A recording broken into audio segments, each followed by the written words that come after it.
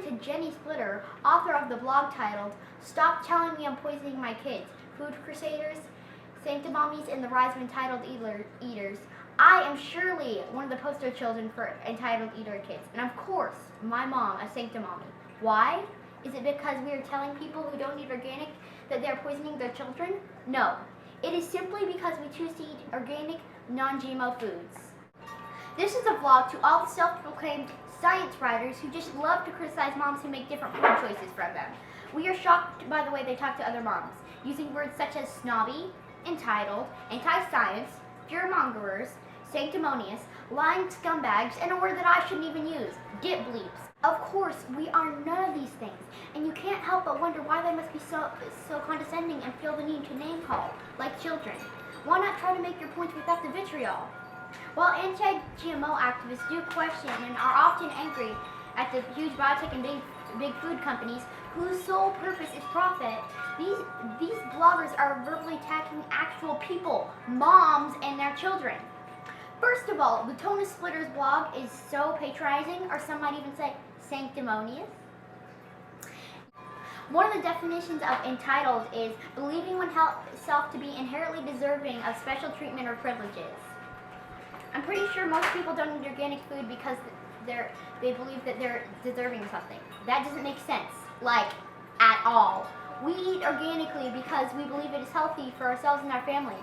The only thing we are entitled to is health for ourselves and our families.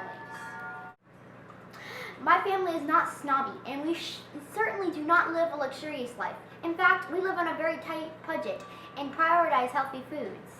It is important to us that we do not eat food that has been sprayed with one of the most toxic herbicides in the world, among other reasons, so we buy organic.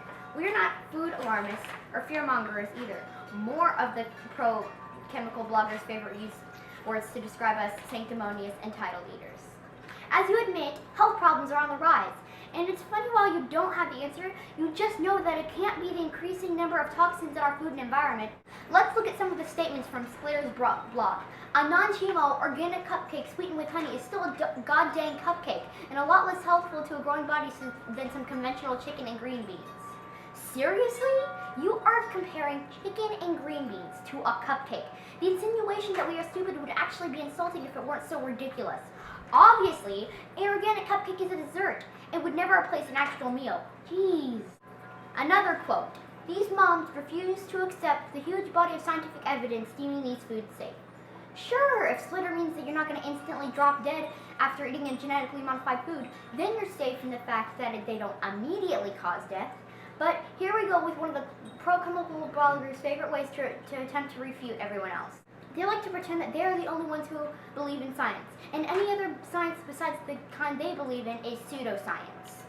They like to call themselves science advocates and science writers, and any mom who takes any other side just simply doesn't believe in science. Of course, as everyone knows, you can always find facts to back up whatever side of an argument you're on. There are plenty of studies that show that GMOs are not safe for our planet or even crop yields. In fact, while Splitter mentions that the World Health Organization says that GMOs are safe, she failed to mention that the cancer research arm for the World Health Organization made the contrasting statement that glyphosate, the herbicide sprayed on tons of Monsanto's Roundup Ready genetically modified crops, is probably carcinogenic. So, let me get this straight. The food that on most Americans' plates every single day is sprayed with an herbicide that is most likely cancer-causing, yet considered safe? I'll take the safe food without a side of glyphosate, thanks. Splitter goes on to say, the problem develops when we trust anecdotal evidence and sentimental narratives without ever examining them with any degree of skepticism or critical thinking. The funny part about this statement is that the subtitle of this article is, I was an all-organic, sugar-free, clean-eating mom too. It drove my family insane without making them any healthier. That statement seems a little, I don't know, anecdotal to me. Another quote. Genetically modified crops could help feed some of the world's poorest kids. Really? I guess this statement isn't untrue. Genetically modified crops could be fed to poor kids, but so could organic food. However, according to worldhunger.org, the world produces enough food to feed everyone. The principal problem is that many people in the world do not have sufficient income to purchase or land to grow food. Poverty is the principal cause of hunger. Again, genetically modified foods are not needed to solve world hunger. There is already enough food in the world. Jenny Splitter also mentions the mommy wars surrounding GMOs, but in reality, there are no mommy wars regarding GMOs or organic foods. It's more like moms versus biotech companies. Pro-chemical bloggers attack other moms and like to pretend there are mommy wars. Anti-GMO moms are not against other moms in the way that these bloggers are against moms. Anti-GMO moms want GMOs labeled in the least, but biotech companies spend millions of dollars to prevent their labeling, and it doesn't even make sense. If the biotech industry is so proud of its products and believes them to be better for the environment and safer, then why spend so much money to prevent their labeling instead of educating them on their beliefs? I've never heard of any product in which the manufacturer is so proud of it but doesn't want anyone to know about it. It doesn't make sense. She also says, entitled sanctimonious mothers, whether anti-GMO, organic, sugar-free, or all of the above, are insisting on their entitled dietary choices while shaming their fellow moms for feeding their kids food from one of the safest food systems in the world. Wow, she used the word entitled twice in the same sentence! First off, this statement is just so not true. Splitter and all their pro-chemical writers like to use anecdotes that can't be backed up to demonstrate the shaming that they pretend is rampant among organic anti-GMO moms.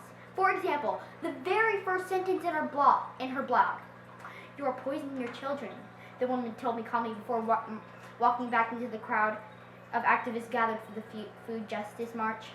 Well, no one knows if this is actually true or not. What woman? Refer back to the anecdote statement if necessary. The truth is that most moms are not shaming other moms about how they feed their children. If anything, these moms will take issue with the company, but not other moms. Sure, there will always be people in public forums who are rude, inconsiderate, and downright ugly, but you can't say an entire group of moms are shaming other moms. It's just pure horse poop. Each person, mom, dad, or child has the right to know what's in the food that they're eating and feeding to their family, and to make an informed decision, whatever that may be. It's pretty hard to believe that these pro-chemical bloggers disagree with such common sense. We feel that this is why they're often called shills. It's really hard to believe that they're not paid by some chemical or biotech company.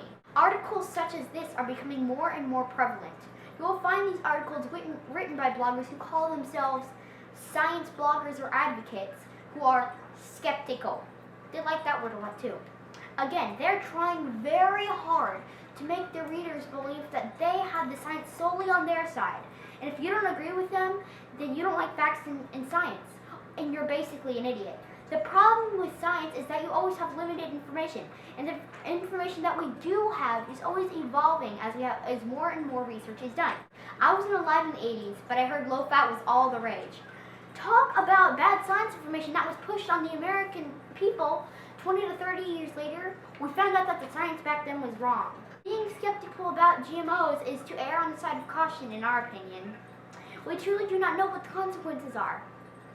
American consumers have the right to know if they're eating foods with genetically modified ingredients. Over 90% of Americans agree. If you consume GMOs and praise their supported virtues, that's fine. Just please don't bash on those who have differing opinions, and especially their children. That's all for today's episode of Core Organics. Thanks for watching.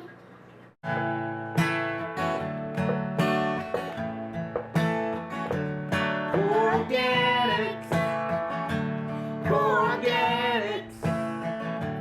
Core Organics. Before you put that on your table, you might want to read the label and make sure it's good for you. Core Organics. It's good to know what's in your food, It might be worms or super glue. so make sure it's good for you. Core Organics. Everyone needs food to grow, to make them strong, but you